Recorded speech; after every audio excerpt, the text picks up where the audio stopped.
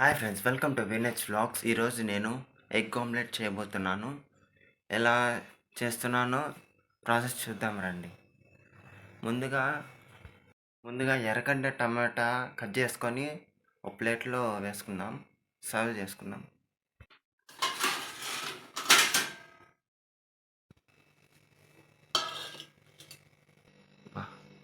ఎర్రగడ్డలు కూడా అయిపోయాయి, 2 ఉన్నాయి అంతే మన వీడియో కోసం. సో గాయస్, ఎన్నో కష్టాలు పడి చివరికి ఎర్రగడ్డలు అయితే కట్ చేసా. ఇప్పుడు నెక్స్ట్ ప్రాసెస్కి అయితే వెళ్దాం. ఫ్రిడ్జ్లో ఒక ఎగ్ తీసుకుందాం. ఎగ్ గాయస్, ఎగ్స్ ఇక్కడ ఉన్నాయా?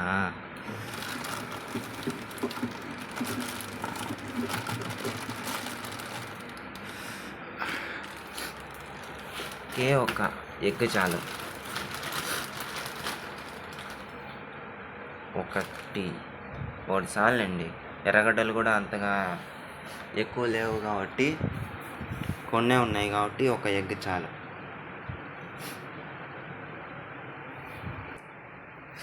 ఒక బౌల్ అయితే తీసుకుందాం ఎగ్ ఆమ్లెట్ వేసుకోవడానికి. ఎగ్ ఆమ్లెట్ కావాల్సిన మిశ్రమాన్ని వేసుకోవడానికి ఒక బౌల్ తీసుకుందాం. ఇక్కడ మనం కట్ చేసుకున్న ఎర్రగడ్డలు అయితే ఈ బౌల్ వేసేసుకుందాం.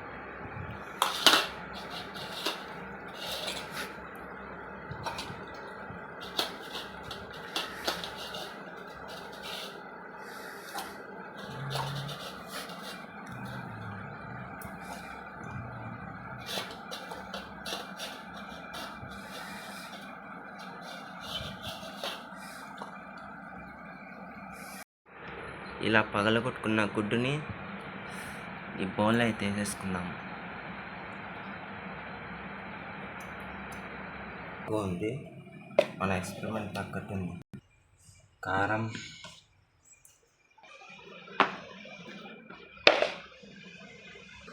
సో గాయస్, ధనియాల పొడి అయితే లేదు. ఉప్పు కారంతోనే అడ్జస్ట్ చేసుకొని వేసుకుందాం.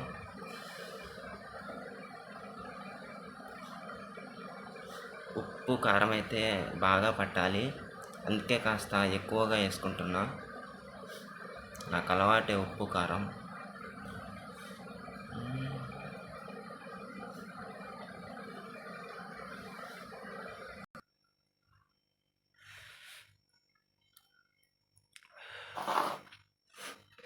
ఇప్పుడు ఉప్పు అయితే వేసుకుందాం.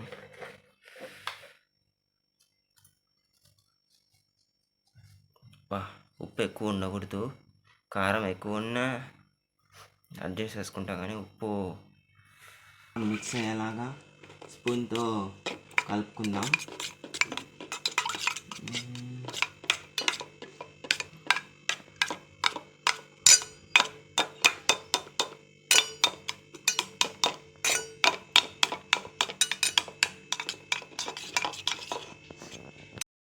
సో గాయస్, మన ఆమ్లెట్ కావాల్సిన మిశ్రమం అయితే రెడీ అయిపోయింది. So let's go to omelette pan. ముందుగా అయితే పొయ్యి మంచేసుకొని దోశ ప్యాన్ని ఒక 1 మినిట్ హై ఫ్లేమ్లో అయితే పెడతాం.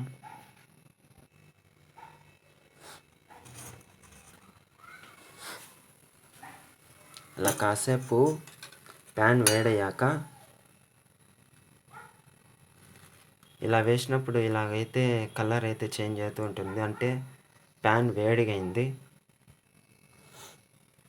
సో గాయస్, ఇంకా డైరెక్ట్గా ఆమ్లెట్ మిశ్రమం అయితే ప్యాన్ మీద వేసేయాలి. వేసాక ఇలా మిశ్రమాన్ని వాటర్ దగ్గర అలా స్ప్రెడ్ చేయాలి.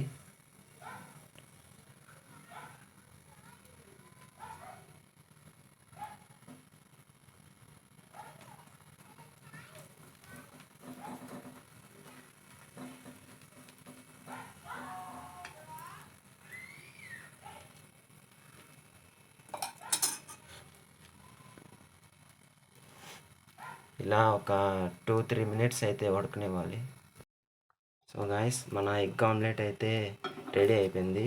ఇంకా దీన్ని ప్లేట్లోకి అయితే సర్వ్ చేసుకుందాం. ఇలా సైడ్లో అలా అంటే వచ్చేస్తుంది.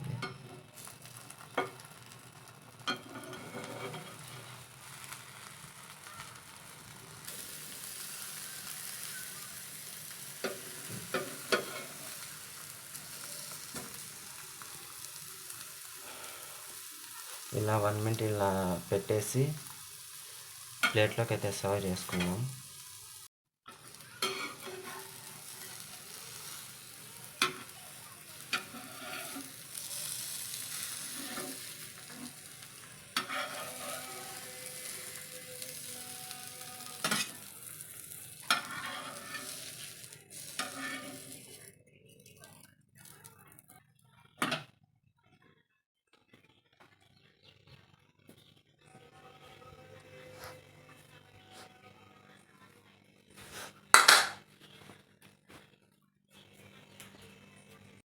ఇప్పుడు ఈ ఎగ్ ఆమ్లెట్ అయితే టేస్ట్ చేసి ఎలా ఉందో మీకు రివ్యూ ఇస్తాను.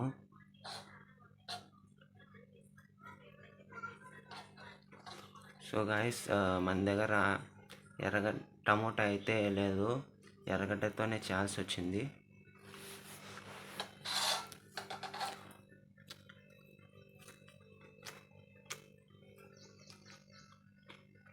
ఎగ్ ఆమ్లెట్ పర్ఫెక్ట్గా వచ్చిందని చెప్పలేను, యావరేజ్గా అయితే ఉంది. సో అంతే గాయస్, ఈ వీడియో నచ్చితే లైక్, షేర్ అండ్ సబ్స్క్రైబ్.